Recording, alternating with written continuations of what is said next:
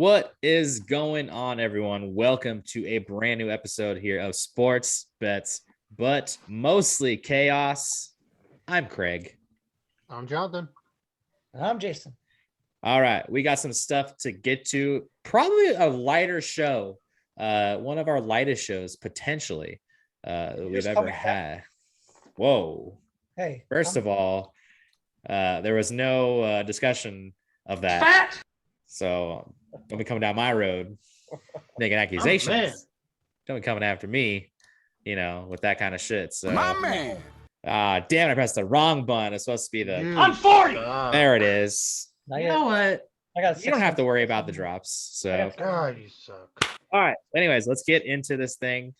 And we're gonna kick things off with action on the court. NBA. Last time we left, I know we talked about the Warriors lost to the Suns, but they bounced back then after our podcast with the Suns. I know a couple of the games after that. So without further ado, take it away, Jason and John. Let us know what's going on with the Dubs. They bounced back against Phoenix last week. Took care of business there. And then they kind of shit the night after against the Spurs. We were kind of on a little heater winning streak. Warriors took care of business last night, and they're about to hit the road for a 5-game swing back east. Curry's, I think, what is he, 10 away? 10 away from breaking, 9 away from time. Breaking the record. Obviously, it was a very long shot for him to do it in one night, but you never put anything out of question with Curry. He went for it. Just the fact that you're even thinking about it tells you the kind of pull he has. Because but he wasn't breaking this guy's record. Yeah, I can't wait for him. You can do it. And it's safe to be said, the Warriors could have potentially played their last home game without Klay Thompson last night. And there's a good rumors that he could be back on the 20th or 23rd. So, are you ready? I'm gonna be a wreck. Yes. I'll be crying a little bit probably. Man, when he makes his first basket, holy shit, dude, I'm gonna be a mess. I'm not even gonna lie. Yeah. But you think he'll take a page out of Cam Newton's book? When he just potentially, I don't know. Now he might pull a page out of Curry's book from like when he's in Portland, like I'm back. Yeah, baby. Kind of deal. But he's gonna go for 60 on zero dribbles. Catch and shoot all night long. Yeah. Oh yeah. It'd be interesting to see how the Warriors incorporate him. I would imagine they're gonna start him off the bench initially for a few games, but crazy things have happened. Jordan Poole, he has to take on that role of like where Klay did when KD came, where Klay said, "I ain't giving up shit." Like as far as shots go, I think Jordan Poole needs to do the same thing in the second unit and just be aggressive like he's been. Andrew Wiggins has been the best version of Andrew Wiggins in career. Maybe his career on both ends of the floor. Still no update on Wiseman. He's not even scrimmaging yet, so they're saying probably after the new year, maybe mid-January. January. They got a little tough roadie coming up. They play some good teams in New York. I think they stop into Boston. I think they play. Well, now New York's on a roll right now. New York kind of sucks. Damn. It's an East Coast swing. Things can get a little dicey, but all things considered, they're still the top seed in the West. They're tied for top seed in the West and ready to go. Got big plans, man. I think these guys can walk into 55 or 60 wins, no problem. So, yeah, I think 60 is definitely within reach, especially how they started the season. They bounced back. They beat the Suns, and then total trap game. Even Kerr came in and said it was a trap game. Derek White had a huge game, and the Warriors just were not shooting the ball well at all. But the craziest part is they came back from 22 down, I believe. It was 18 or 22 down in the third to take a lead for a quick sec. So they battled, and just fortunately ran out of gas, and the car stopped. And then over the weekend they took on the Magic. Wiggins hit 4 straight threes and kind of just game was over once that happened in the fourth quarter. And then yesterday, Warriors took care of business against the Blazers. It was a really sloppy game, and you could tell Curry was going for the 3-point record. And that's they kind of were just were just going with the flow for the whole first 3 quarters. You can argue because the Blazers didn't have Lillard. He was resting an injury, I believe. And then I don't know if you guys saw, but CJ McCollum got diagnosed with a collapsed lung. So good chance he might be out for the season. So that's really bad. That's really bad news for the Blazers. And now because of that, there's a lot of trade talks about Lillard going to the Celtics. There's a potential that could happen. I think it would be like Marcus Smart and Jaylen Brown, and I think a pick. I don't know. There's a lot of talks heating up, but I'm not from Boston. I don't know if I make that deal. I don't know. I don't think so, Tim. I'm not sure. I just know that from what I'm seeing all over the Twitter feed today, and all the talking heads, that the talks between Portland and Boston are definitely heating up. So we'll see what happens if he does get moved. If that does happen, though, that's time for the Blazers to rebuild, and maybe that means a team like Sacramento could finally get back in the playoffs. I think they're just right behind Portland for that 10 spot. But yeah, so the Warriors, they go on a 5-game road trip. We got the 76ers. You never know. That's a Saturday night primetime game. Joel Embiid could have a huge game. Tyrese Maxey, it's going to be Curry. It's going to be brother versus brother. Then they face off against the Pacers, who Pacers are about to start rebuilding. I'm pretty sure Sabonis will be gone soon. And then they got the Knicks, Celtics, and Raptors. The Celtics are dealing with injuries. Raptors are dealing with injuries. Like, there's a really good chance that they can go 5-0 on this road trip and come back home on the 20th to play Sacramento. And like you said, that could be the day that Clay returns. It'd be amazing. I'm not 100% sure if that's the way the day he returns. I would more guess the 23rd, I think it is, against Memphis. But either way, we're about 2 weeks away from Clay returning, and I just can't wait. And talking about Poole, what Poole needs to do for the second unit is basically what he does when Curry isn't playing. When Curry, look at the game against the Pistons, the game that Curry, Dre, Curry, Dre, and Iguodala all sat. Poole and Wiggins went off, and imagine if the second unit of Poole and Wiggins, and then you got the first unit where I got Curry and Clay, no one's beating that. And with Wiseman, I'm not sure what's going on with Wiseman. People were saying there's a chance he could be back by the end of November, and it's nope. Now it sounds like Clay's gonna be back before Wiseman. So yeah, it's gonna be back. Yeah. So honestly, don't be surprised if Wiseman doesn't play this season for the Warriors because they trade him. I'm hearing there's good chances because he has a lot of trade value still, and because he hasn't been on the court. No. Who knows? I mean, I'm not saying they should, but there is that chance that they could trade him for a star center or something like that. I don't know, 100%, but that is a potential. This is inaccurate. No, it's not. I counter that with his value is kind of low right now because he's been hurt.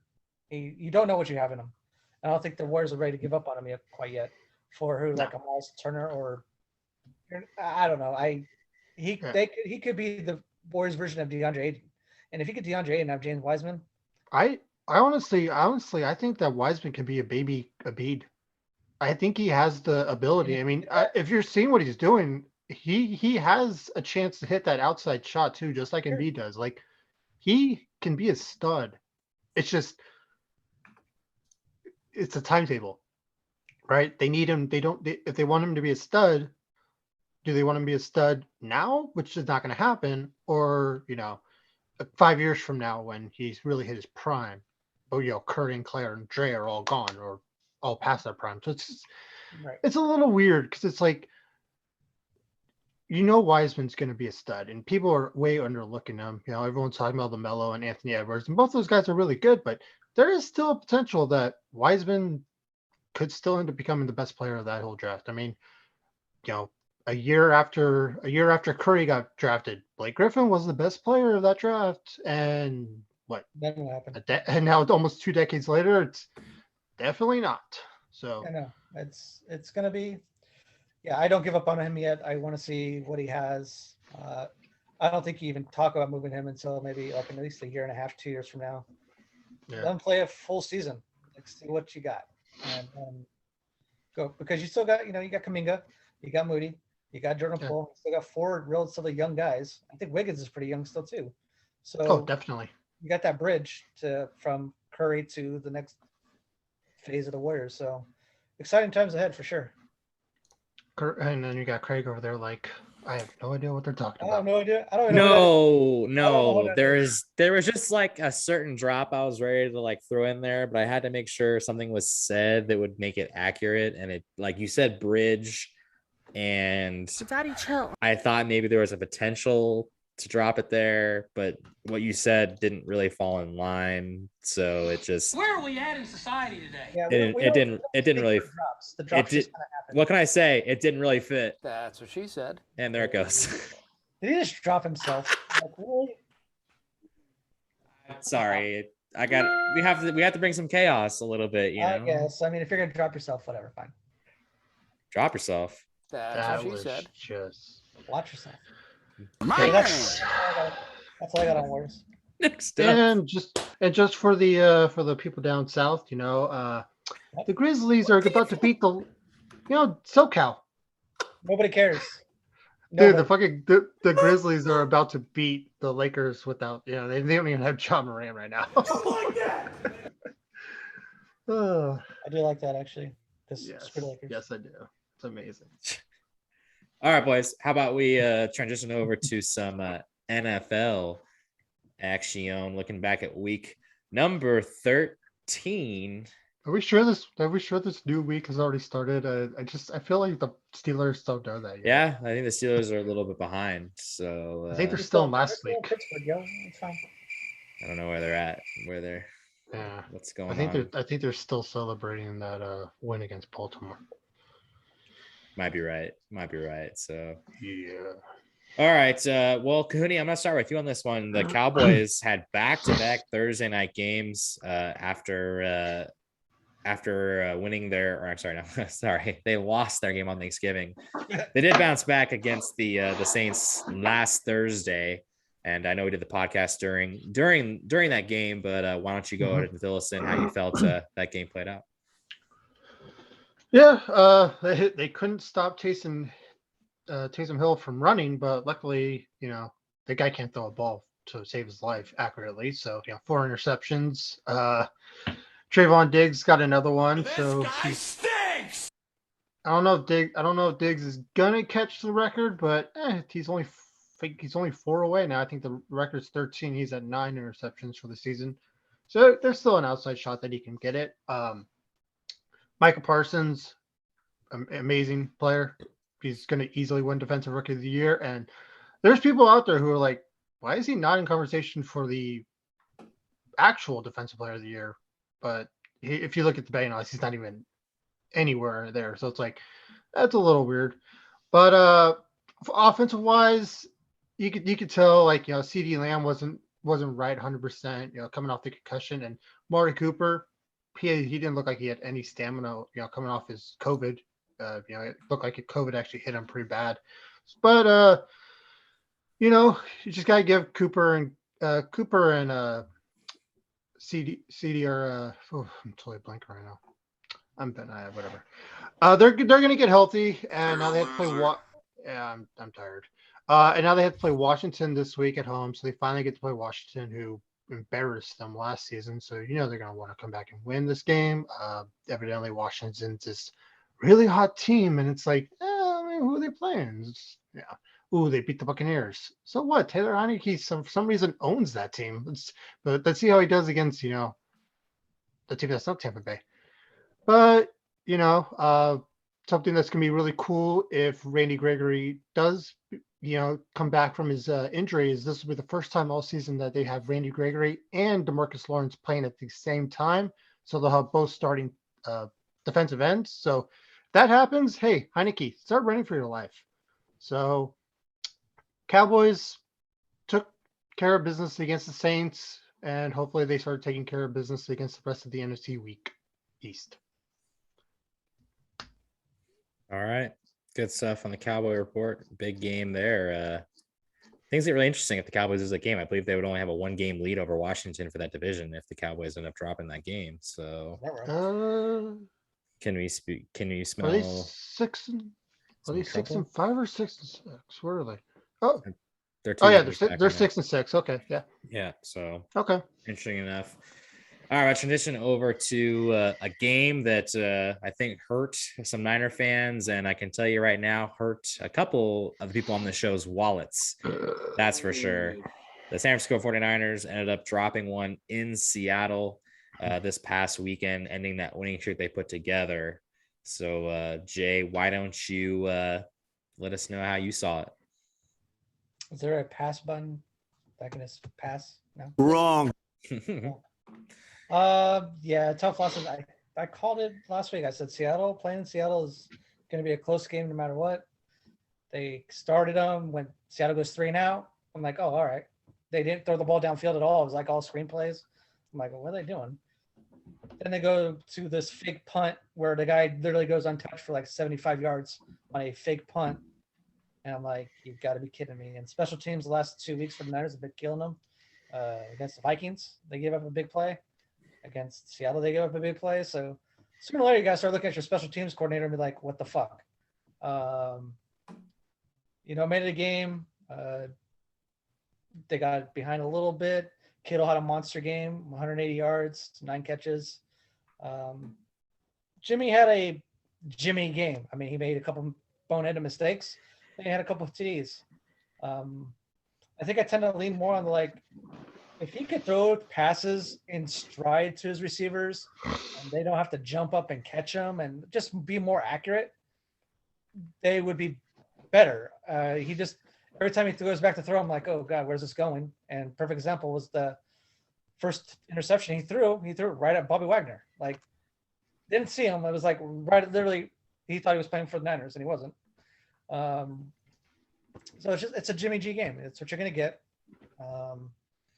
I didn't understand some of the 4th down going. I don't know if you guys watched the game, but it's 4th down on their own 40. And it's like 4th and 1, and they have Jimmy G out there rolling a bootleg run. And I'm like, why don't you put Trey Lance in there?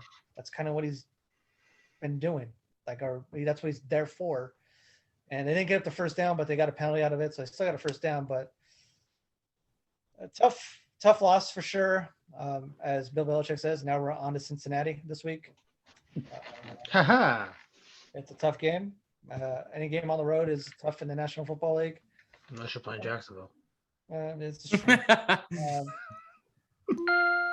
And it's especially in the AFC, Bengals need to win this game. I mean, the AFC is really tight. NFC, there's a little bit of room for them to lose, but I hope they come out. They've been playing really well on the road. Glad they come out. Great. I'm stuck again. Yeah. You're good. Just keep rolling with it. I'm rolling. Hopefully, they've been pretty good on the road, like I said, and hopefully they squeeze out a win here. I think they'll flex a little bit, but now they're going to be a 1:00 afternoon game, so that should be good.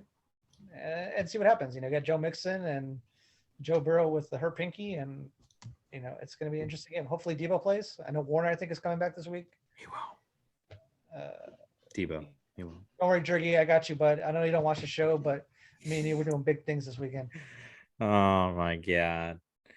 Well, just so all the viewers know, in case you maybe only watch our main show, you don't happen to catch our forehead video, there was a bet placed between 2 hosts on this Bengal Niner game, officially locked in. Jason is on the Niners. I am on the Bengals. Head-to-head, money line, straight up, no points involved. Winner gets a beer purchased by the other. No. If there's any, let's change it a little. Oh, we're changing it. Yeah, let's up it a little bit more. Let's go beer and a shot. Yeah, that's fine. I could do that. That works. Right. But And Craig's Jay, like, I gotta so ask when's you. this gonna happen though? But I gotta ask you, 'Cause- do you really think you have a chance? Is that what you really think? What is this for you? It doesn't matter what you think. Yeah. I knew that was like, coming. why'd you even say anything? Just like you thought Pittsburgh was gonna win tonight, and well, How's that going? not going too well for you right there. Big So fan for the viewers Right. who don't know, he was wearing a Steelers shirt when he first got on. Who are you talking about? Craig was? Yes, Craig was. Yeah. What? I don't have a Yeah. Steelers shirt. Yeah. Yeah, he had his That's one of the Steelers few. beanie That's and one of the everything. few. That's one of the few teams I don't have a shirt of. Thank you very He much. was even wearing the beanie and everything. Is that like It's a Christmas Let's hand- go, Najee Harris. Like, yeah. What is that? What? You guys are just making shit up now at this point. Hey, isn't Leah Steelers Three-fourths fan? of this is inaccurate. What the hell? What'd you say? Isn't Leah Steelers fan? Oh yeah. She likes Big Ben. She just likes the I'm old. sure she does. She likes big, huh? Oh my god. You guys are disgusting. Oh, that's nasty. You walked right into it. Just for the record, I think her and I are gonna have a bet on the Buccaneers Bills You game are. because she likes Sure you are. Brady, so there's gonna be a bet there. I'm assuming. I don't know if she's supposed to come up with an idea, but I don't think it's happening. So Oh, I guess I'm probably gonna have to be the floor and force the idea down. I see. I was gonna say Yeah. something else, but gonna avoid that and just go to my teams now to cover. So You're gonna care to That's on your that's bet? Nope. teams with How about no? that's We're gonna teams with an S. Okay. let's just start with Gonna be a while. the game that I know the least about, and that would be the game with the Raiders and the Washington football team. The Raiders welcome to Washington, team that was pretty hot, and they're leaving hotter as the Raiders were unable to beat the Washington football team. And I don't know. I like I said, I didn't get to see much of this game, so I can't really give you too much about it.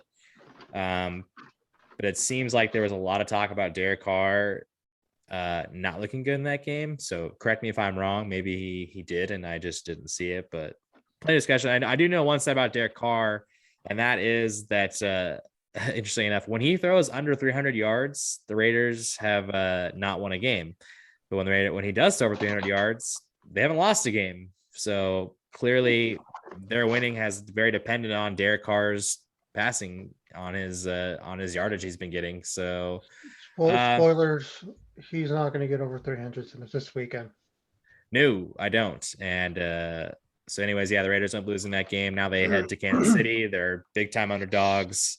I don't see them going into Kansas City and pulling out upset. I know they pulled it off last year. They had a big upset victory in Kansas City last year, but I just don't see it happening. I think one thing that's been a factor is that they haven't had the running game in the past. I don't think Josh Jacobs has been able to do.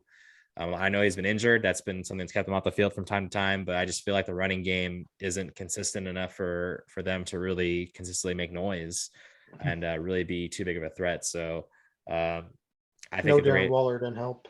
Yeah, and then having Darren Waller obviously is key too. That's a huge loss to that whole offense altogether. So yeah, I think they're sitting at 6-6 now after that loss. And like I said, I think they're gonna be dropping under 500 after this week against Kansas City. But I don't know, maybe they'll shock us all. But I think Kansas City is on the up and up again. They're starting to look, maybe not quite like their old selves. Not quite like their old selves. Defense is yeah. insane. But they're looking like they, like a threat again at the very least. So, but that's all I'll say. That we'll go into other teams we can talk about. God dang, the Vikings, unbelievable. I know they're playing good tonight against the Steelers team. It just has no answer. At least a little bit I've watched. Dalvin Cook was getting the ball and he was running with tons of space. He's carving them up. And carving up the Steelers. Just they don't look like they had anything going on for him. So, but last week, I mean, it's almost one of those things where you found like the Vikings needed it. They lost kind of a really tough game a couple weeks ago against the Niners. And then they went up against the Lions, a game that was like a must-need bounce back game, and they lost, which I've talked about on the show about how I think Zimmer needs to go. They need a new face. I think that last play of the game against Detroit should be the solidifying lock to doing it. I don't know if you guys saw this, and I don't know the term well enough for what this play is because I don't know like the football terms too much, but their defense is the Lions are what in the red zone. There's 2 seconds. There's one play left. It's 4th down. The Vikings were playing defense as if like the Lions were on their own 30 in a 1-possession game. And they're playing like, well, let's just keep the ball in front of us. Let's make sure they don't run the ball, 50 yards after the catch. That was like an absolute giveaway. I don't think the Lions receiver was like open the entire time. So I just thought it was a terrible play call from Minnesota on that one. I think that one really does come down on Zimmer a lot. And if it's rumored to be true, if it is true that Zimmer's on the hot seat, I don't see how he can bounce back after that one, especially if this team misses the playoffs. That game especially is going to be the one to look back at and saying that was a game that you could not lose, and they did. So it's tough. They still got games against the Packers and the Rams. So even if they pull off this victory here, I don't really see it happening for them. I mean, I think there's a lot of mediocre teams that are in that in those bottom spots, but realistically, I think we all know the Rams are going to be the 5 seed more than likely, unless they fall off and the Niners are going to catch them. I think the Niners are probably going to be the 6, and the 7 seed. Honestly, right now might be the Washington football team, just because they're the hot team right now. I don't think the Saints are that good. I don't think Carolina is that good. I really don't think Philly is that good. They might just get in because they're the hottest team. So, yeah, I'm not sure. We'll see how that goes. And then to a really tough one, let's move on to the Bills. I don't want to talk about it. Yeah, it's a brutal one. Obviously the weather conditions were in no favor of anybody that game. And ultimately it kind of came down to the fact that the Patriots were able to get a little bit more on the run game than the Bills were. They had one big offensive play. They broke out for a humongous touchdown run at the beginning of the game. The Bills, they squandered a couple of opportunities early. They got good field position in the very first 2 drives of the game, and they really weren't able to do anything with it. And yeah, they don't have a run game. They don't have a run game. And in a game that you kind of needed to rely on your run game, I think that ultimately ended up hurting. I mean, they were in the game the entire time. They were driving when they were only down by 4 as the game was coming to an end, but obviously they were unable to capitalize. The Patriots, they're hot, they're good, they're making good plays. Even some of the plays that they broke down, like the corners were, I think there was a play, to Dawson Knox, Allen for a pass. And I don't know who it was on the Patriots, but just made a perfectly timed play where the ball is coming to Dawson Knox's hands and just a hand comes through, pushes it out, no catch. So when things are going your way, things are going your way. I think that was Mac Jones' first ever game in the snow. He only attempted to throw the ball 3 times. That is absolute insanity. That he threw the ball 3 times. The Patriots won that game. So a weird game. It's a tough one. That the Bills are now the 7 seed right now, which is just insanity to me to think that. I mean, this was like a Super Bowl contender going into the season, and now they are. If they're going to do it, they're going to have to probably win 3 games on the road if they're even going to get to the Super Bowl. So, and it doesn't get any easier. They got to go to Tampa Bay and face Brady and the Buccaneers this weekend. The one good thing is that in every game that the Bills have lost, they've bounced back well in the game after, at least defensively. I think they've averaged about 9 points, 8 points. I've mentioned that a couple shows ago. They've bounced back well defensively, and especially after what happened in the post-game interview with Micah Hyde and Poirier. It just you could tell that they weren't happy with the question. Basically what happened is that the reporter asked them if they felt what was the term? Embarrassed. Which is that's not a trigger word. It's just not something. It's just not something you do. And Micah Hyde made it pretty clear that, like, hey man, like, you don't do that. Like, I come here after every single game. I answer your questions. I like doing this, but that's just not cool. Like, don't do that. So, and they also said, we'll remember that. We'll remember this. So, as much as I don't like, I'm not going to say confidently they're going to Tampa Bay and win, but I could see it happening. I mean, I think the Bills, if they could hold the Buccaneers from scoring a bunch of points, because we know in the Buccaneers, they put up points, they can sometimes put it in bunches. So if they can kind of find a way to at least bounce back defensively, I think this is going to be a hell of a game. I'm really excited to actually watch this one. If the Bills lose this game, though, they're in trouble. They are in some potential trouble. So Who did the Bucks play last week? they played Falcons. in Atlanta. In Atlanta. Okay. Yeah. Yeah. So which is why Brady went off, because he always kills Atlanta ever since the Super Bowl. Brady's the league MVP right now. Yeah. He's gonna be. He's gonna be. So, but I'm excited. He's gonna be. I'm excited to see, Josh Allen versus Tom Brady there. Should be a good game, I hope. So I'm hoping that the Bills will bounce back. And it's another thing too is they've struggled against teams that are, the good teams.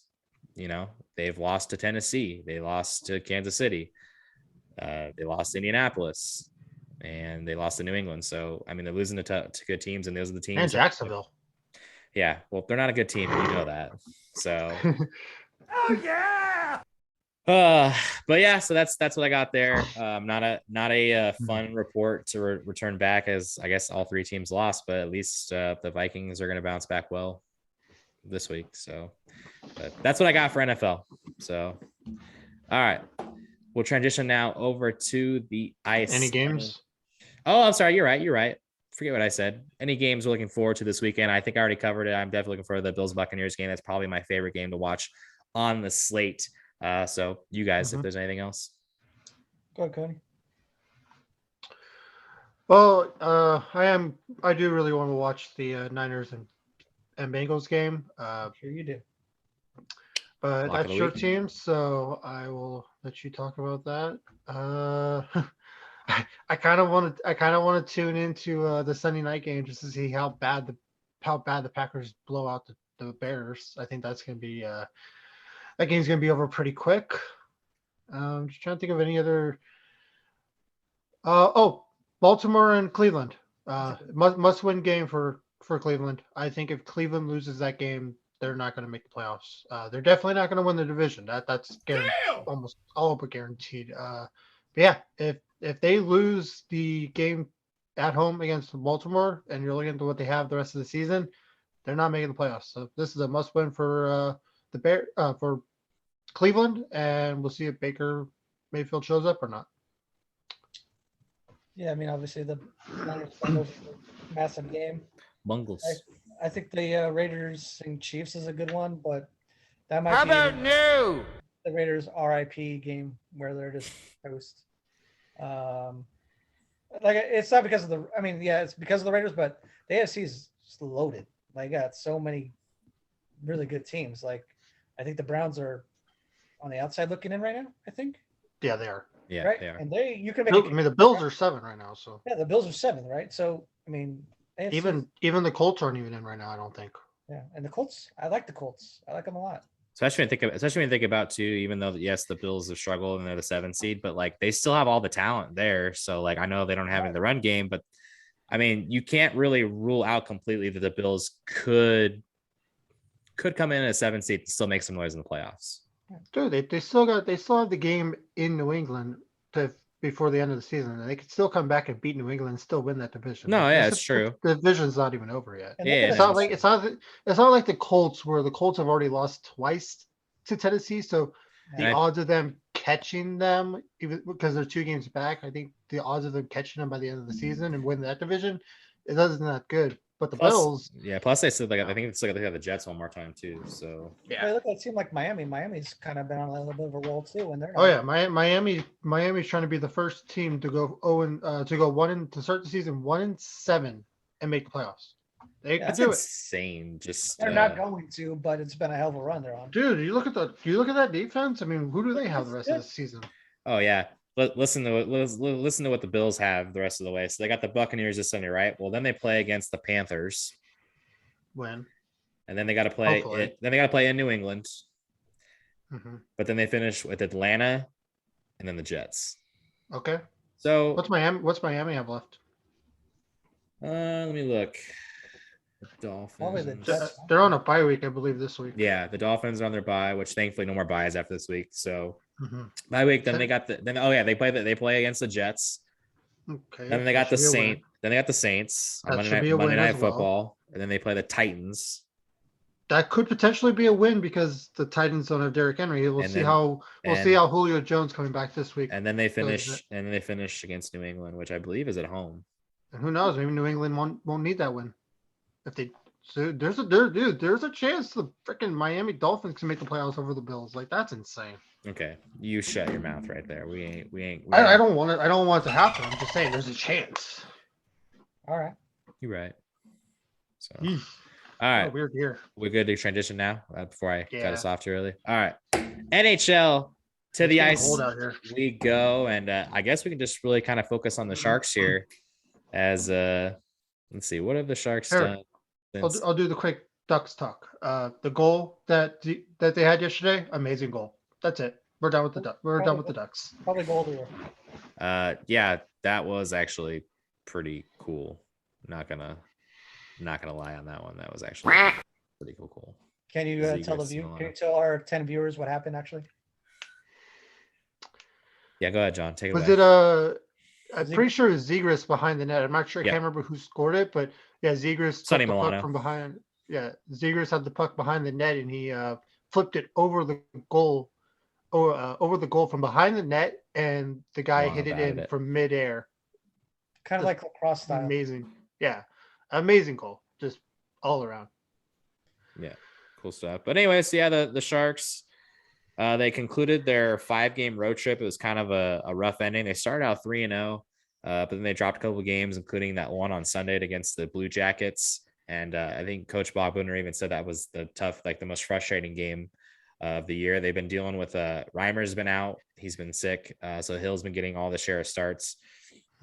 But they did come back on Tuesday, their first game home, obviously since the road trip, and they bounced back. They've managed to beat the Calgary Flames twice now in the 2 games they've played. And Hills looked fantastic both those games. And that's a definite good sign. The Flames are a darn good hockey team. And not to mention they came back. They were down 3-1 at that point in that game. And they've been getting a little bit of life out of Tomas Hertl. Hertl had kind of struggled for a little bit, a little stretch, and he's been finding a way to score again, which has been a blessing, obviously. They got the hat trick as well. They got the Minnesota Wild in town right now. I have no idea what the score of that game is. I'll just 0-0. But they're wearing the stealth jerseys, and Jason says when they're in the stealth jerseys, you got to burn them because all they do is lose in those. So. I don't like I like the jerseys, but facts are facts. Yeah. So like I said, a couple notices also is that Erik Karlsson has been putting up points, which has been good. I think he's one away from matching his total of last year, which we have to remember was a shortened season, not to mention Karlsson missed some games too. So EK65 is definitely showing up on the score sheet. So that's another good sign. One thing on the sad side, but on the not so good side is that Kevin LeBanc was a healthy scratch on Tuesday. Bogner basically said that we as a team have to be playing a certain style, and he basically said LeBanc's not doing his part. He needs to do his part. So I've always liked that about. I think he might be a scratch tonight too, actually.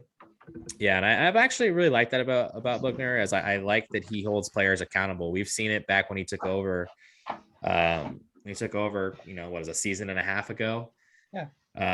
That he benches guys. There's guys that sit out the whole third period when they're not playing good. So I like that there's accountability, and LeBanc is obviously an important part of this squad. But if Bogner's benching him, there's got to be a good reason for it. So hopefully, show you too, like what you're saying, you need to bring it every night.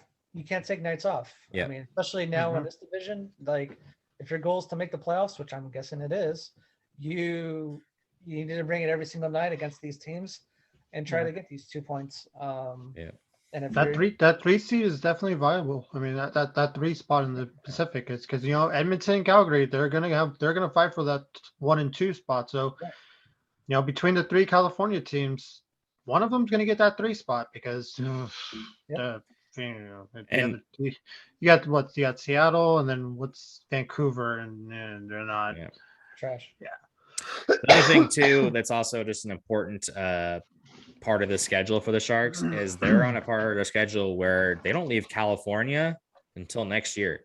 They are at home for the rest of this month, except for one game where they actually go to Anaheim. So they're in the middle of a 7-game homestand, and it's a situation where they play tonight, they play Saturday, and then they play Tuesday, Thursday, and then not again until the next Tuesday and Thursday. So they have a bunch of days off. It's all at home. And after that concludes, like I said, they go to Anaheim and they're back home and a back-to-back to play Arizona and Philly. And then they don't play a road game until they go to Pittsburgh on January the 2nd. So this is a very potentially point getting homestand. I mean, Minnesota is not an easy out. They got Dallas on Saturday, but then they got Seattle coming to town. That's a game that they, that's potential, but I know they got tough games with, Vancouver and Edmonton, although Vancouver is not, has been doing, that great, but Edmonton, we all know Edmonton is. The Ducks have been playing well. Arizona, I mean, I don't even think they're gonna be playing at their home arena anytime soon. Yeah, that's crazy. That's also a whole another mess there. So I actually read today that they paid up all their bills, so they're okay. So they're, which is that's gross. Like, how do you even get to that point? How do you get to the point where the city of Glendale basically is telling you, hey, where's the money you guys owe us for this? I gotta tell you, I have a hit it or quit it question now. I'm ready to go for that segment. So hey, you know what? Your boy's making his season debut at the Shark Tank on Saturday. So we're my boy. Right, well, who you talking about? You talking about Aaron? I know me. I'm going. Well, damn it. I guess I gotta go put some money on the Stars. It is funny though, because Aaron is going to that game. So is he really? Yeah. Oh, cool. I'll run into him then. Yeah. Oh, speaking of which, make sure I have beer. I was gonna ask you, somebody just went down. Who's that? The Sharks games in general, is it 1-0 Minnesota? Is it COVID related that the stands are nobody's going to these games? Because if you look now, the lower bowl is like damn near half empty. I think that plays a potential, especially now, because now I think as of Tuesday, there's a new thing set in place. It's not by the Sharks. I think it just has to do with either the county or the NHL. I don't think it's just the county, but county. Yeah. Even kids now from ages 3 to 11 have to either have the vaccination or a proof of negative test. So obviously, I don't think anybody that young, like 3, can get vaccinated.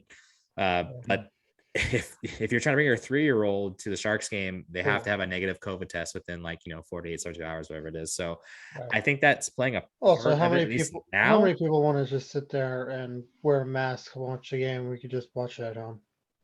Yeah, true.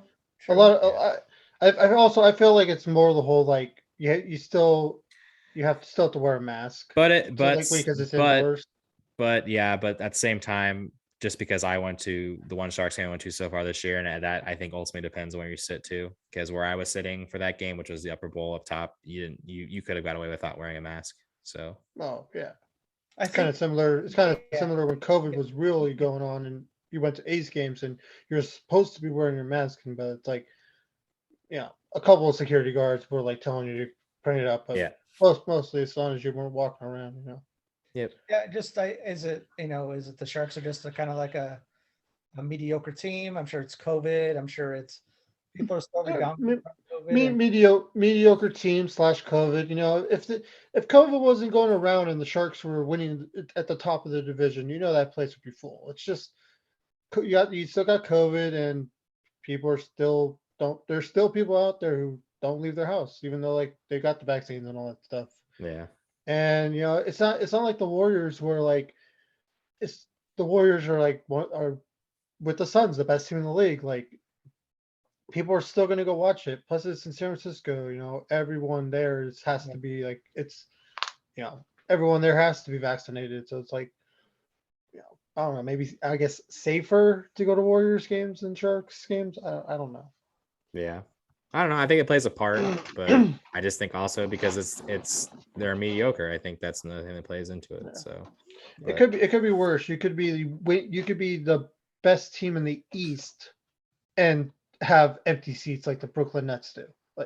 If you look at their attendance right now, even though they're first in the East, like no one's going to games. It's it's funny. Yeah. So, yeah. Any other NHL boys? Anything report? Anything going on? Nothing. Nothing too major. All The right. Sharks are down 1-0 right now. So that's it. Yeah, well, Barkov's back from his injury, so Florida's going to start kicking butt again. Yeah. Yep. All right. Time to transition over to a weekly segment of our program. It is the Cohooney 5. So no bowling recap. That was determined days ago from Cohooney himself. Yeah. If you see him on the street, feel free to ask him why it wasn't a part of the show, and he will probably tell you there. I just know it's off limits for the show. Cohooney, take it away.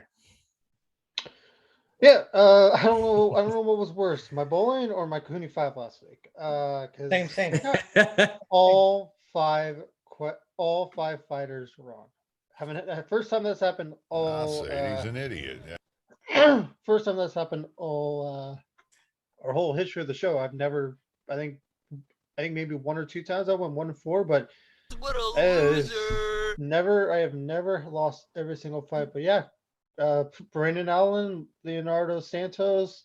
Crazy part, the Santos fight, he literally had Guida finish like 5 different times in the first round, but Guida was just doing just enough to where the ref didn't stop him. And then by the time the first round ended, Santos was gassed and Guida took advantage in the second. But yeah, unfortunately I went 0-5. We got the pay-per-view coming up this week, UFC 269. shaping up to be a really fun main card and full card. You got 15 really good fights on the card. It does really suck that Jorge Masvidal versus Leon Edwards did get scratched due to the injury that Masvidal had, but even then, we're starting off the main card. We got Sugar Sean O'Malley facing up against Raulin Paiva. Probably O'Malley's toughest fight outside of Chito Vera. He did lose to Chito Vera, and I'm pretty sure O'Malley wants that rematch to happen. And to get that rematch, I think he needs to go through Paiva. And I think he will. I don't think he'll get a finish. But I do think that he will get a unanimous decision after 3 really fun rounds, because Paiva has a really good ground game, but O'Malley, his takedown defense has been really fantastic to start of his career. So give me O'Malley. Next up, we got Kai Kara France facing up against the former bantamweight champion Cody Garbrandt, who's now going down a weight class to flyweight. And Garbrandt is the favorite, but this is just, it's really close, and I'm gonna go with the guy who's been in the flyweight division. He's actually been fighting more, with Kai Kara France over the former champion in Garbrandt. I guess I need to see him fighting in flyweight first and actually win a fight before I can see him being the favorite, because he hasn't won a single fight at flyweight yet. So give me Kai Kara France over Cody Garbrandt. Next up, total coin flip fight. We got Jeff Neal versus I can never pronounce this guy's name. It's freaking so difficult. Punzin Nibio. I know I butchered the crap out of that name, but I'm gonna go with him over Jeff Neal, and what should be a really fun fight. A really good fighter. I just can never pronounce his last name. Both these fighters are really good, but it's kind of just Jeff Neal's just a small little losing streak. Unfortunately, he's not the fighter that he was a couple years back. So I'm going to go with the up-and-coming fighter. So give me a Ponzinibbio over Jeff Neal. Then next up, we got the Lioness, the GOAT, Amanda Nunes, face off against Juliana Pena. You cannot have me bet against Nunes, No, not gonna happen. What? I'm taking the Lioness, Amanda Nunes, over Juliana Pena. And then finally, we got the lightweight championship. We got Charles Oliveira facing off against the Diamond, Poirier. Oof, man. Poirier is the challenger and is actually favored. And while it's just gonna be such a fun fight, and everyone is just automatically saying Poirier's gonna win. But man, Charles, this this run that Oliveira's on right now, I just don't see it ending. Even with against Poirier, and I don't Can't know. do it. I don't know if Oliveira gets a finish, because he hasn't gone to in his win streak. He hasn't seen. I think he's only seen one decision. He's been getting a lot of submissions, and if Poirier takes this to the ground, it's going to be a total mistake. So, but Oliveira beat Michael Chandler, who's, you know, I'm going to go with the champion to retain.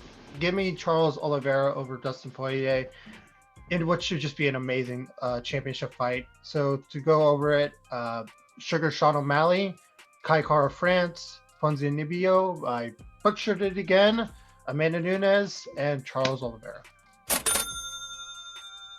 All right, you heard it here. The Cohooney 5 locked in. All right.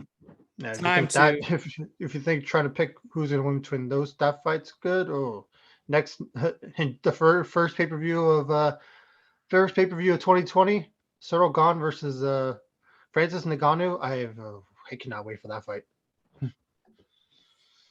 All right, good stuff, and an exciting tease for next week as well.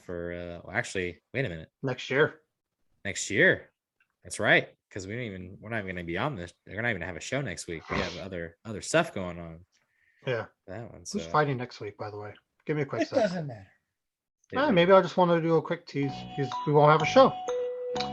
Ooh, it's a good one. Derek Lewis versus Chris Dawkins. Give me Derek Lewis in the as an underdog. Wow, extra teaser. All right. Interesting. All right, so no get off my lawn.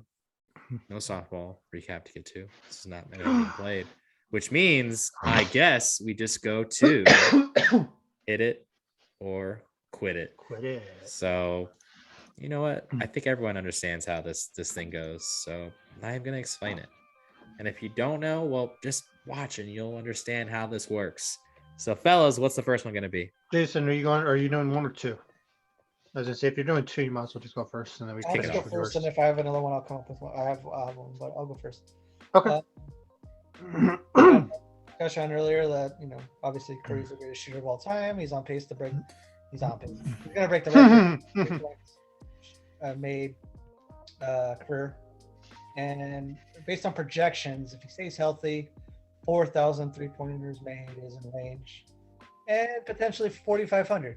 Depending on how long he plays and health and all that. Mm-hmm. Wow. My question to you guys is: hit it or quit it? Will that record be broken in our lifetime? Well, based on the fact that I heard this being discussed on 95.7 this week. Oh, was it? Yeah, they talked about this. I will just based on the knowledge I hear. I think I'm gonna vote hit it and based on the reasoning that I heard, because I'm not a basketball guy, but just the fact that I think we have the 3-pointer is becoming such a big part of the game now, where I think it's definitely different from now to years ago, where they're being attempted at a way higher pace. Yeah. So I think with that being said, I think it's gonna get broken at some point. Percentage wise, I don't know where Curry ranks percentage wise. Is he in the top? Is he the number one 3-point percentage? Not percentage wise. No. Okay. Well, then I was gonna say if that was a thing and he was the highest, I'd say maybe. I don't think that would probably get touched. I think just based on that, I think it's just being attempted so much. I think it will be done. Our lifetime. That's tough. I'll just say hit it just because of that. Well, the reasoning I was explaining. So I'll hit it. For something to think about. So. James Harden has attempted 500 more 3-pointers in his career than Curry has, and he's still 200 behind Curry.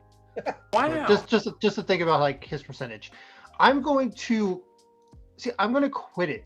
I think Curry, especially if he gets to that 4,500, dude. No one's at 3,000. Ray Allen, it's not 3,000. And another thing is, you got to be able to hit multiple in a game like Curry does. If you look at the stats of how many players in the NBA have had games with 9 or more threes. It's like you got Harden and you got Clay and you got someone else who both had like 3, where they've had 9 3 games, and then you got Curry at like 28 or something like that. Like you got to find someone in the NBA who can start making 9 threes a game or more, like just like Curry can, and no one's doing that. Even these new up and coming players like Trae Young, they're not hitting 9 threes a game. John Moran, no, they're not. So I'm gonna quit it just because even though yes, like more 3-pointers are being attempted, no one's hitting them like Curry. So Yeah, I'm gonna quit it as well. I kind of what you said, John, about just players not hitting at a good clip. Trae Young was the name they mentioned, and he has to go. I think they said he has to average like 250 threes for 13 years for him to be in contention. And right now, like Craig said, the game has changed where 3-pointers are being shot at a ridiculous clip. Who's to say that the defenses don't adjust over the next 3 to 4 years and that they take that away or something happens? So between longevity of being healthy, making the shots, and the defense adjusting, I'm going to quit it. I think it's not going to happen in a lifetime, if at all. All right. Cooney, you want to go?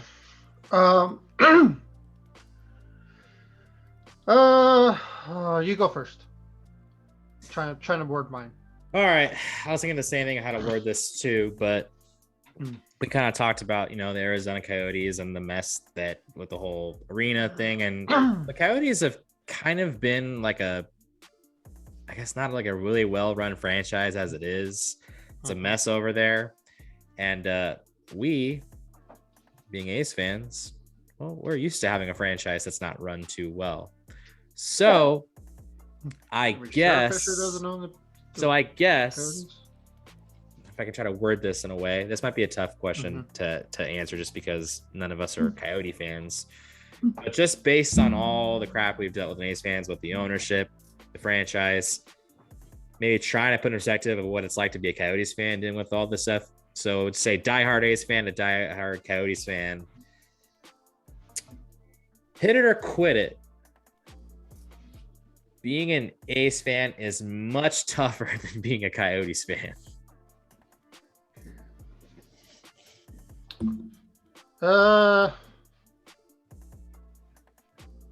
Damn. Probably I'll hit it. I mean, the Coyotes, at least they don't have to worry about getting to the playoffs and then having to see the team fail year after year after year once they get there. They don't have to see a stud player like Olsen and look at Cano. Like Cano was amazing, Semyon, and you just know they're gone. They're gone. Like the contract's about to be up. Oh, they're gone. Like it's so much harder to get emotionally invested on these players, but then you only have 5 years tops with them at a time. While you got, and then with Phoenix, their drafting is just so goddamn awful. They're not getting any of those amazing players. I think they have Oliver Ekman-Larsson. Is that even on their team anymore? Traded in Vancouver with Connor Garland, which he was an offensive threat for sure. So it's just with Phoenix, you can argue they're doing the exact same thing with the Sharks. The A's do. I'm trying to think of his name, but when's the last time Phoenix even had a real all-star level player on their team outside of Ekman-Larsson? I don't know if he's quite all-star caliber, but he was definitely a well-known name, and I think in his prime was better. It was probably Shane Doan. Shane Doan, that literally, and that's what, almost a decade ago, when he was actually still, in his prime, if even might be even more. So it's with Phoenix, they haven't had anything to be happy about. While with the A's, we freaking get to the playoffs almost we get to the playoffs 5 or 6 times in a decade and never make it past the first round. So it's just so frustrating. So I'm gonna hit it. So hit it is that Phoenix is worse than the A's? No, hit it is, the A's are... being an A's diehard A's fan is harder than being a diehard Coyotes fan.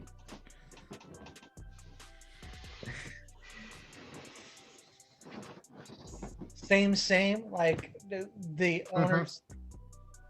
I've said it a million times before. Like if you're not owning a franchise, your objective should be the win. I understand the objective is to make money, but guess what? If you win games, you create a bigger fan base. You get more people to the arenas and stadiums. You make more money. You play to win the game. Thank you. I'm gonna quit. I'm gonna quit it. I don't follow hockey like outside the Sharks a whole lot, but I know that Arizona as a franchise is a shit show.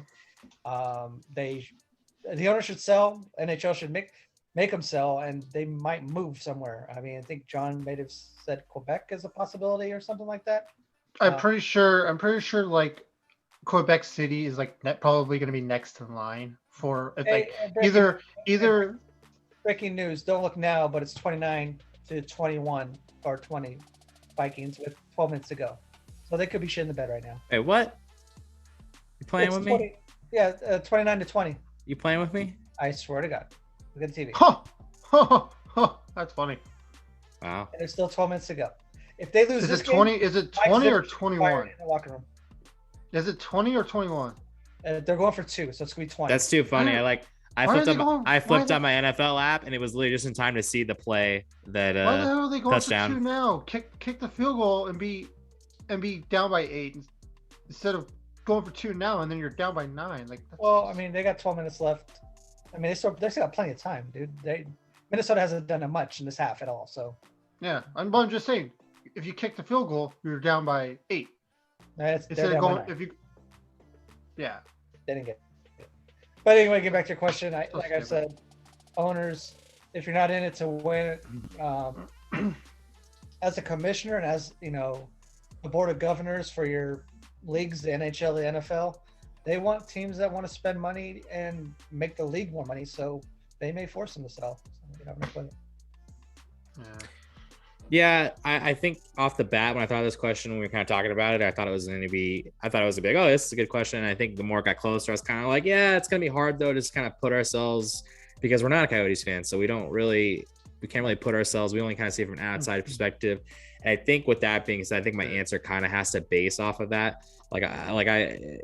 I know the Coyotes have gone through some really, shitty shit with this whole situation with Arizona. I mean, they dropped Phoenix out of their name entirely years ago just to go by Arizona because there was a whole issue with that as well. So I just think it's hard just being an A's fan, and we've seen the direction that that John Fisher owns this team, and it's just to the point where it's just very clear that he doesn't give a shit about the fan base of the team. So but like I said, I think it just comes down just based on the fact, the perspective. Like we can put ourselves in the shoes of a diehard A's fans because we are them. But when it comes to Coyotes, we're not. So it's hard to put that. I think they're going through. If you're a Coyotes fan, I feel for you. It's shitty.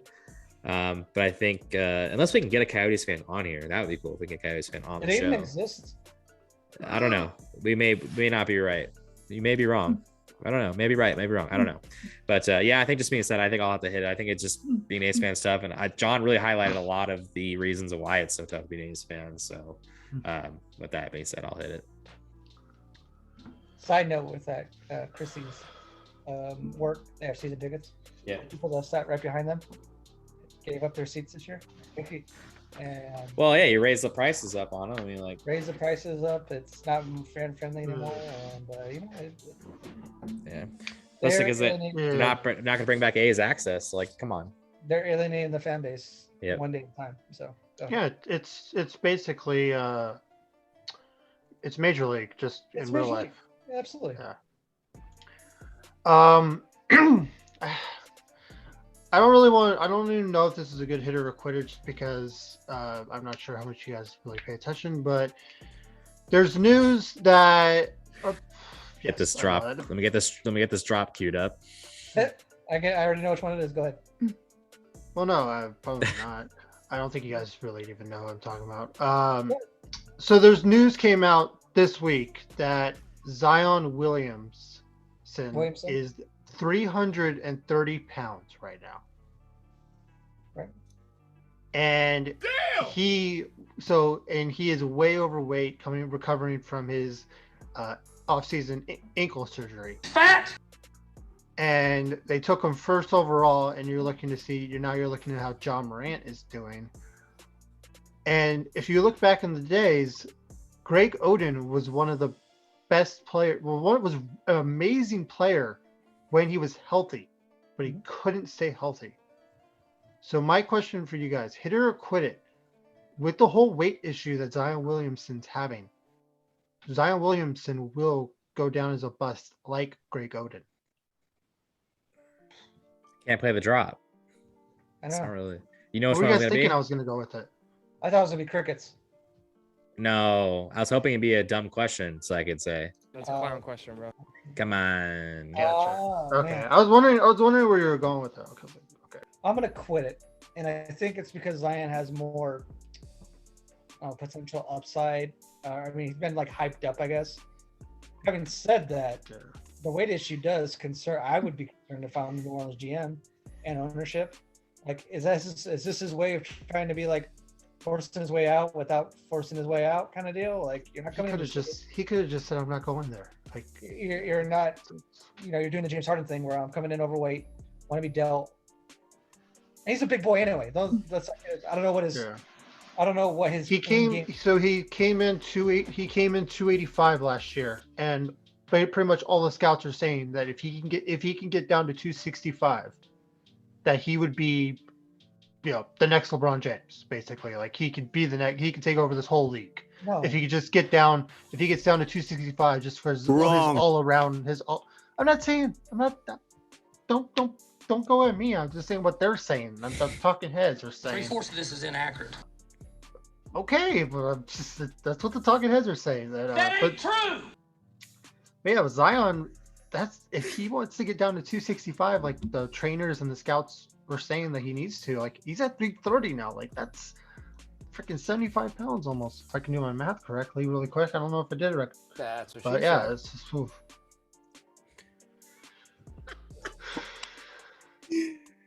Oh, where has the maturity gone in this show? It's gone. Can we talk about Can we talk about the refs in general really quick? They're just terrible. Get off my lawn. Huh? Get off my lawn. Oh, we had ourselves to go and get off our lawn after all. Like, I'm watching this game, right? The guy gets flagged for literally hitting a receiver in the shoulder. They threw a flag because thought he got hit in the head, which he didn't. It was clear as day he got hit in the shoulder. Did the guy lower his head to make contact? No, he went up. He went up, and the guy got hit in the shoulder. It was a clean hit. Now it looks like the Vikings just scored a touchdown, and it looked like their offensive receiver just pushed off, and they didn't call anything. And it's like, I don't know, man. It's so inconsistent. Which crew is this? I don't know which crew this is, but yeah, it's bad. That's it. No. Just want to throw it out there. The reffing in the NFL has been atrocious this year. Atrocious. Yes. Atrocious. Yeah. There was that. Even in the Cowboys game, there was that illegal blindside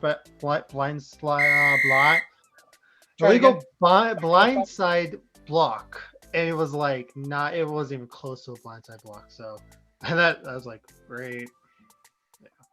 No, I could have a quick. If you guys What do you think, Craig? Lay it on. You got money on the over of the show, anyways. Oh, you're right. All right, another basketball question. Jesus, thanks. No, you should. You'll know this. With Clay's impending return, Warriors on a hot start. Quarter way through the season, maybe a little bit more. Is it championship or bust for the Warriors this year? Hit it or quit it? John, I'll let you start. No, I'm not. That's right. Nope. Go, Craig. That's it? As in, No, no. go. Wait a minute. No, as in, no. no, as in me go first? Yeah. Oh, okay. No, it's not championship or bust. Come on, man. Look at the talent the Warriors have, and look at the young talent they have. I hope these guys are young. But anyways, I bet you do like it. Yeah. Okay, first of all, Steph Curry, still in his prime. He's going to be fine. Klay Thompson, I think he's still a question mark because we don't know how he's going to look coming off these injuries. I mean, he hasn't played in 2 years? I still think I don't think I still lean the fact that Clay is still going to be solid. Look at young guys. Jonathan Kuminga, he's been impressive. Wow. JTA, Juan Toscano Anderson, Otto Porter Jr., OP2. I mean, come on, baby. They got tons of talent. It's a young talent these guys have. I mean, don't get me started on OP2. Don't even get me started. Don't even get me started on the guy whose last GP2. name is GP2. That's what I said. I don't know what you're talking about. Do you even know what you're talking about at this point? Good thing I started because you didn't even know what you're talking about. And also the guy on the team whose last name is sort of like Chorizo, but it's not Chorizo. That guy too. You know what I'm talking about? Right? Chioza, yeah, Chorizo. You were saying Chorizo earlier, but anyways, I just think they just. You're making me hungry. I know, I didn't eat dinner either. I just think that they have enough young talent. That it's not championship or bust. They're still going to be a solid team, I think, next year. I mean, obviously, depending on what they do with free agency and everything like that. I just don't think it's at a point where it's championship or bust. They're just too much talent. They still have Curry. They still have these guys that are going to be. I just think as long as Curry is there, I just can't really, especially in his prime, I can't see this team not being contender as long as they're healthy. Not to mention, we all know how hell of a coach Steve Kerr is with the Warriors too. So, yeah, I'm quitting that for sure. Yeah, I'm gonna quit it as well. I don't think it's championship or bust just because they're ahead of schedule if you think about it. I don't think there's anybody going into the season that expected the Warriors to have the start that they did. Vegas. Oh, and Jordan Poole too, another one. Vegas did give them I think the third best chance to make the finals out in the West. So obviously Vegas did expect them to contend, but I don't. They still have the Lakers, and I think the Lakers and the Suns had better chance coming into the season than the Warriors did. So, they're ahead of schedule. I think they were expecting with the whole Wiseman and Clay issue, and for them to struggle a little bit, and then maybe at the end of the year get going and make the playoffs and maybe do something in the playoffs. I don't think anyone was expecting them to be battling with the Suns for the 1 seed, which we'll see who ends up being that 1 seed. It's not championship or bust. I feel like where they're at right now, it's Western Conference Finals or bust. I think if they make, I think the floor for what they're at right now, I think the floor is Western Conference Finals. I'm gonna quit it as well. I think it's bust, but Chioza, Chorizo, Queso, don't matter. Dubs in 4. God, you need to stop doing that. You make me really hungry, man. You started it, dude. You started right. it. Like you said, I mean, well, there is somebody on this podcast, I don't remember who, could be in one, said that the Warriors are going to finish top 2 in the West. I don't know. Oh, okay. He's talking about himself. Got it. Figured it out. What? But no, it's not championship bust. And Curry with his workout regimen, and look, Clay's had 2 years off. That could be 2 more years of a prime. You don't forget how to shoot the ball. He knows how to shoot it. So he's going to be there for a while.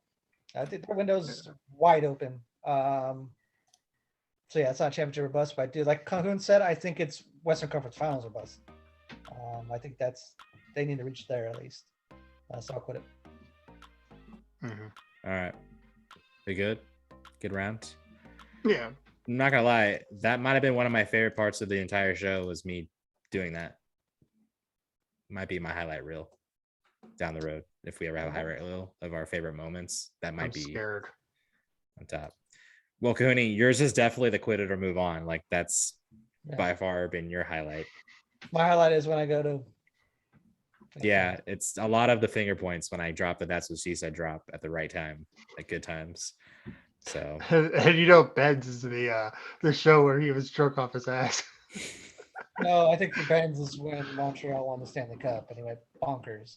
Actually, no.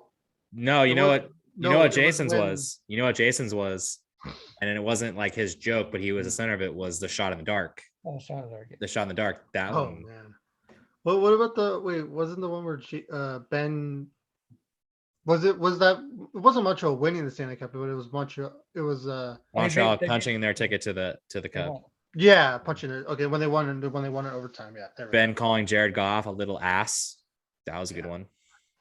Every time there's a segment where Ben has to talk about Correa. Yeah, he brought it. He brought it hard on that one. You So guys got any shout outs? got what? You got any shout outs? Yeah, that's a good point. Yeah, before we close it out, is there any shout outs we got, guys? Great. None of us have a single one. I mean, I got my show on Netflix, Cobra Kai, came out with the trailer today. It's Here we go. Yeah. Go ahead. It's freaking dope. I can't wait for the season to start. December 31st at midnight. Don't bother me. I'm gonna be coffee in hand, ready to go. I do got a shout out. I'm gonna say December what? But December what? 31st at midnight. So not New Year's Eve. Not New Year's Eve. Night Actual before. 31st at So midnight. so Jay's gonna be pulling up back-to-back all-nighters. Okay. It's going on. possibilities are endless. That's what's happening. Yeah. Okay. So all right, I do have one shout out. Everyone, I do have a shout out now because you reminded me because you brought up a show. And I gotta tell you, I gotta shout Cohooney out for this one. If y'all have not watched the show Brooklyn Nine-Nine, let me tell you what you are missing out on. It's absolutely hilarious. If you like Andy Samberg, absolutely Terry fantastic. Crews. Terry Crews is in it. There's a lot of basically, I'm trying to think of the word for it, but a lot of like cameos. a lot of cameos. I got this episode where what's her face, the girl that was in Catherine Hahn. Catherine Hahn just dropped in it. There's Bill Hader's been in it. Who's the guy?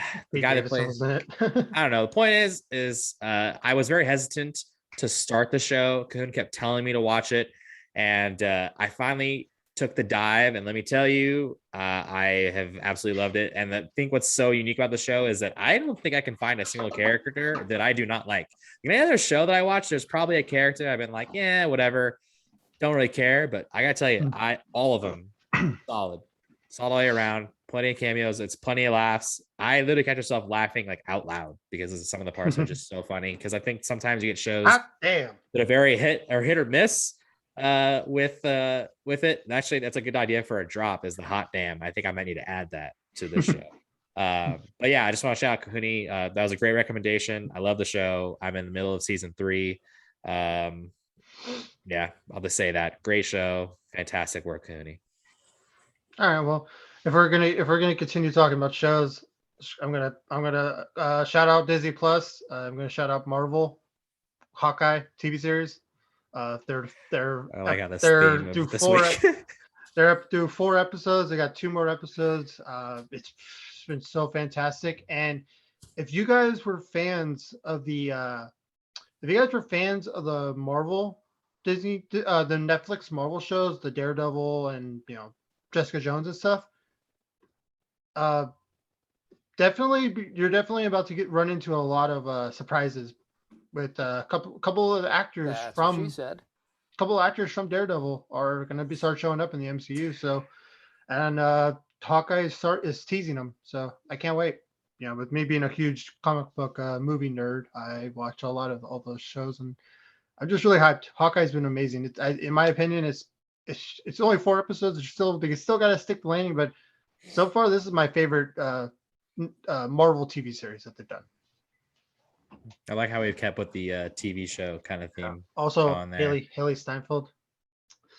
Calm down. I mean, okay, in fairness, the man's right. Hey, I saw her live on tour with Charlie Puth, and you ain't wrong. But No, you're right. Shout out Haley Steinfeld. How you doing? How you doing? Let's wrap it up with one more show. Shout out to my brother for getting me on Yellowstone. That's actually like, Ooh, I've heard some things about that. I don't know if you guys watch Sons of Anarchy at all. Nope. Okay, it's basically yes and no. yes and no. Okay. This is like Sons of Anarchy with a bunch of horses and dudes. It's a good show. Sounds like your cup of tea. Sounds like Clerks too. Where are we at in society today? Please tell me you guys got that reference. No, You've never seen Clerks too? no. Oh my god. Wrap it up, kids. There's a scene where a guy makes love to a horse. Makes what? What are we doing on this show now? Chaos. Hey, you're the one that's talking about Mount Rushmore of No. Yeah. That was off the air. Don't bring that on the air already. It's not ready yet. It's not ready. Oh, okay. All right, guys. Yeah. All right. You overhit. Probably. One other touch of business we do got to get to before we actually do say goodbye is that this is likely our last. This could be our last show for a few weeks, guys. Next week there won't be a main show because we're going to see Spider-Man. We're going to go see Spider-Man. John, myself, and our buddy Aaron, we're going to go see Spider-Man. So no show, and then the following Thursday, I didn't think about it. That's Christmas Eve, so very likely. No, oh wait, it's not. It's not. Okay, then so then why are we possibly not doing it? Because I'll be. Last There's a potential that we might actually have Christmas Eve off, and if we do, then I'll be heading to Manteca that night. Oh, okay. Well, TBD on the 23rd then. But at the very worst, the 30th, right? That'd be the very worst, probably. I can't. You know what? I can't do the 30th. I won't be out. My brother's celebrating his birthday that day. Good right. Lord. There's a good chance this will be our last show of the year. Happy New Year, people. Yeah, next year, guys. Well, let's slow it down a little bit. Let's pump the brakes. We still have Cohooney guesses spread. Those will be on there. We're still gonna have to get our head to our forehead action there. So this won't be the last time you will see us until the next year. But if you just pay attention to the main show, happy holidays, Merry Christmas, Happy New Year, all that good stuff. Like I said, potentially you might see us on the 23rd. There's a chance that that's going to happen, but we'll keep you posted on the socials. Which, if you're not already following it, why aren't you doing it? It's at SBBMC_pod POD, Instagram, Twitter to get your updates there. And also, if you're watching us on YouTube, well, if you're not already doing it, you should subscribe to the channel, Sports Bets, but mostly Chaos Podcast. Like, subscribe, comment, all that good stuff. We appreciate all the feedback that you're willing to give us. We get a lot, but I assure you that we will get to anything you might say, anything like that. John does a really good job of getting back to everybody on that. So anything else? All right, everybody. Thank you all so much for tuning in, as always, to another episode over here of Sports Bets, but mostly Chaos. And if it was your first time, we appreciate you stopping by, and hopefully you'll be back for some more of that. Some more what? No? When did he go to New York on us, dude? I don't know. It just felt right in the moment. The guy's like, now I want s'mores. I feel like maybe some of us should probably eat dinner at this point too. So anybody. So all right, everybody. Thank y'all for tuning in. We'll see y'all again soon.